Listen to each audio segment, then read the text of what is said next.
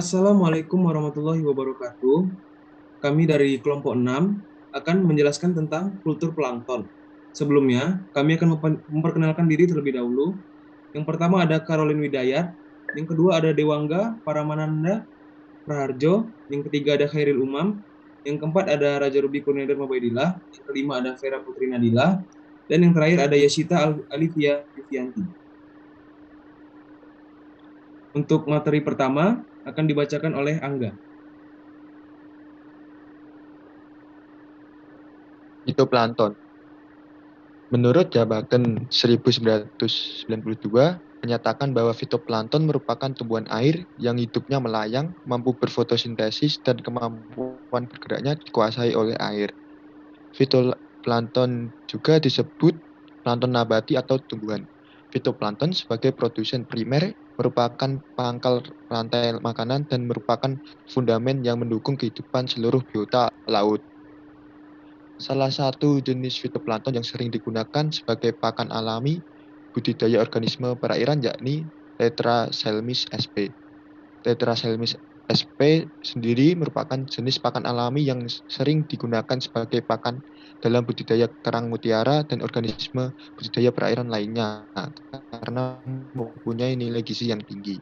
Di perairan bebas, ketersediaan fitoplankton sangat melimpah, tetapi untuk digunakan sebagai pakan alami memerlukan teknik kultur murni sehingga organisme perairan yang dibudidaya tidak mengalami kontaminasi. Penerapan kultur fitoplankton. Plankton, baik fitoplankton maupun zooplankton, merupakan salah satu faktor pendukung utama dalam pemberian ikan laut. Dua hal yang perlu diperhatikan dalam penyediaannya adalah ketercukupan dan ketepatan waktu. Persiapan awal yang sangat menentukan keberhasilan kultur massal adalah sterilisasi alat dan bahan, serta pembuatan pupuk. Sterilisasi air laut untuk keperluan kultur fitoplankton atau pada bahasan ini jenis Nanochloropsis sp dilakukan agar menghilangkan atau membunuh kontaminan yang tidak diinginkan seperti fitoplankton jenis lain seperti Oscillatoria sp, protozoa, dan plankton lain yang tidak dikehendaki. Ada tahap-tahap kultur fitoplankton, yaitu ada skala lab, semi massal, dan massal. Untuk skala lab, media agar dan cair volume 10 ml sampai 5 liter. Metode bertingkat, tujuan stok murni dan bibit skala lab dan semi massa, keuntungan memiliki kepadatan tinggi, murni dan steril.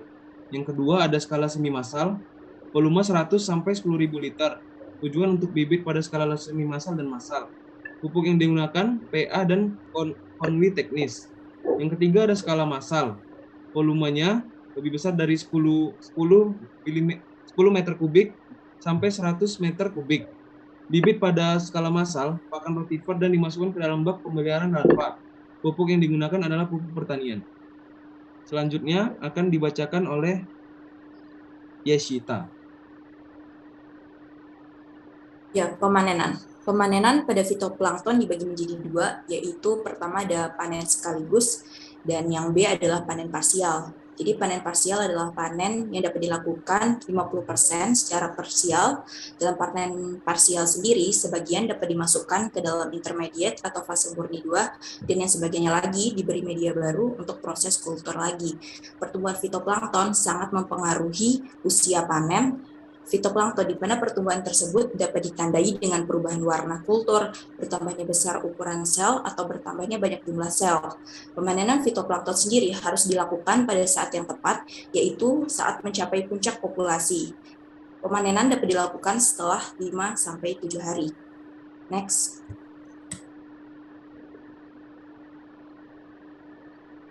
Teknik pemanenan. Pertama adalah dengan cara pemanenan pompa submersible atau celup. Teknik pemanenan ini dilakukan dengan medianya air untuk ukuran fitoplankton kecil berkisar 2-20 mikrometer. Contohnya Skeletonema chostatum dan Spirulina plantensis. Next.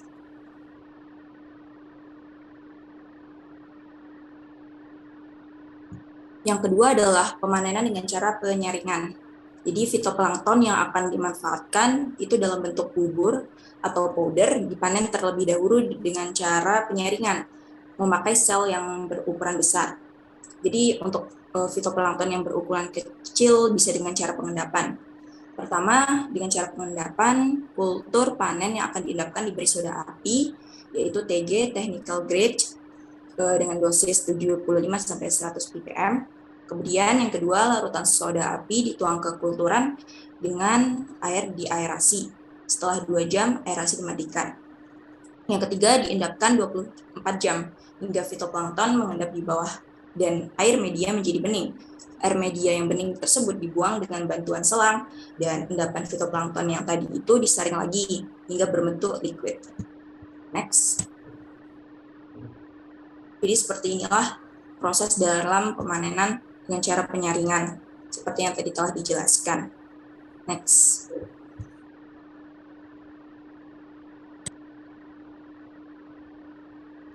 Selanjutnya, manfaat kultur fitoplankton. Manfaat dari kultur fitoplankton yaitu untuk proses penyediaan pakan alami dan penunjang budidaya perikanan, yang bertujuan untuk memperbanyak komunitas plankton dalam suatu spesies maupun lebih.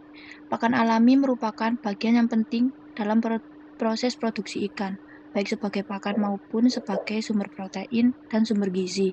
Manfaat lainnya yaitu dapat digunakan sebagai organisme uji dan bioindikator, bahan baku industri, dan obatan-obatan lainnya.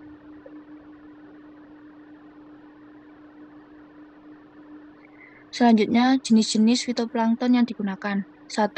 Nanochloropsis sp. 2. Skeletonema sp. 3. Chaetoceros sp. 4. Tetraselmis sp. Yang kelima, Dunaliella sp. Yang keenam, Isochrysis sp. Yang ketujuh, Chlorella sp. Yang ke-8, Spirulina sp.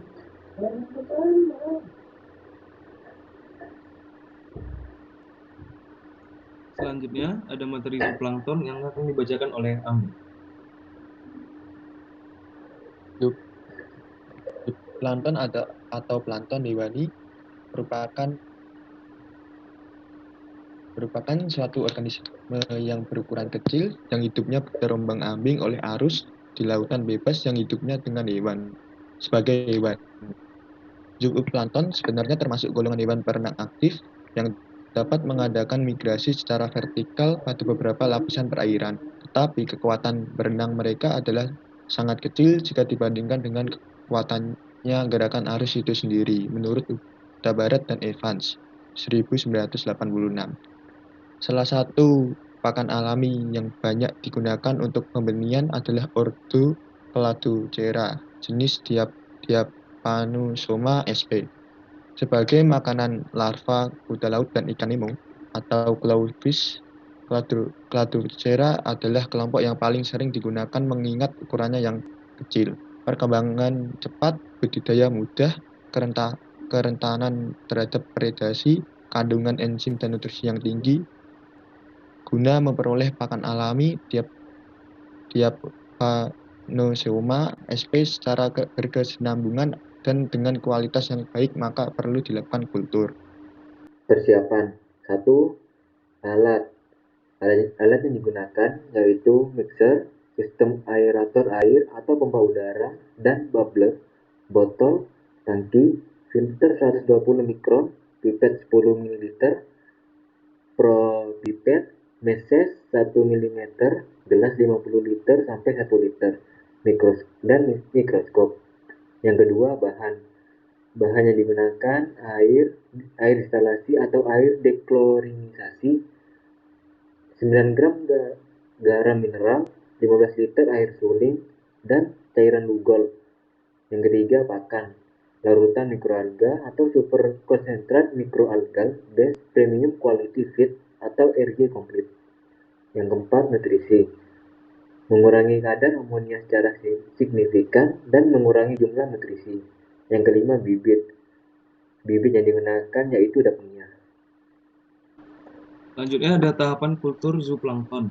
Tahapan-tahapannya adalah yang pertama yaitu persiapan media kultur. Yang kedua ada pemupukan, dan inokulasi. Yang ketiga ada pemanenan Chlorella sp.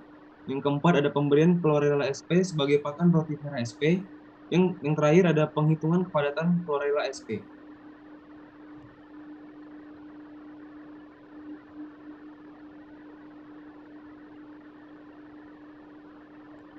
Ya, selanjutnya adalah pemanenan.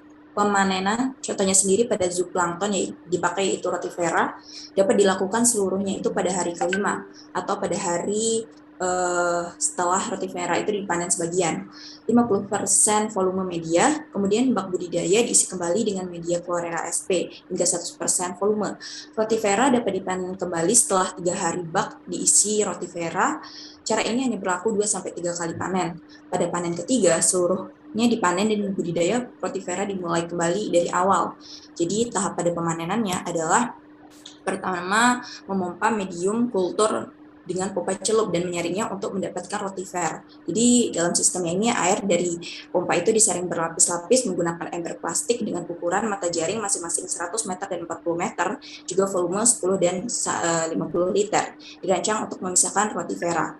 Kemudian yang kedua, menarik jaring plankton secara horizontal dan berulang-ulang pada lapisan permukaan kolam. Jadi setelah mengamati densitas rotifer, yaitu kedalamannya, diketahui bahwa densitas rotifer yang sangat tinggi terjadi pada lapisan permukaan. Kemudian dilakukan teknik pemanenan, yaitu dengan menarik jaring dengan ukuran matanya yaitu 40 meter dan diameter 25 cm secara mendatar dan berulang-ulang pada lapisan 0-10 cm di atas permukaan air.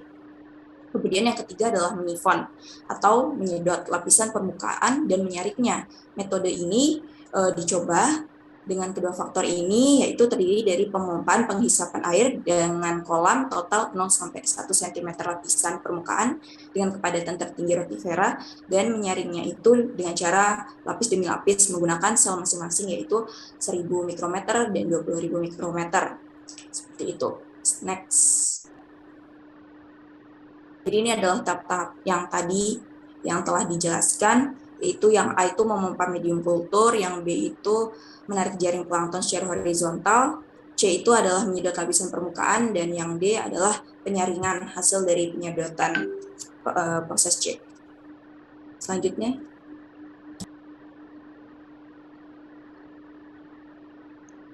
Selanjutnya, manfaat dari kultur zooplankton, yaitu untuk memperbanyak komunitas plankton, baik dalam satu spesies atau lebih dengan tujuan digunakan sebagai pakan alami, karena pakan alami merupakan bagian yang penting dalam proses produksi ikan komersial, baik sebagai pakan maupun sebagai sumber gizi dan sumber protein hewani ikan. Next. Lalu untuk jenis-jenis zooplankton yang dapat dikultur, yang pertama ada Branchiornis sp, Artemia sp, Moina sp, Diapanosoma sp, Dapnia sp. Next.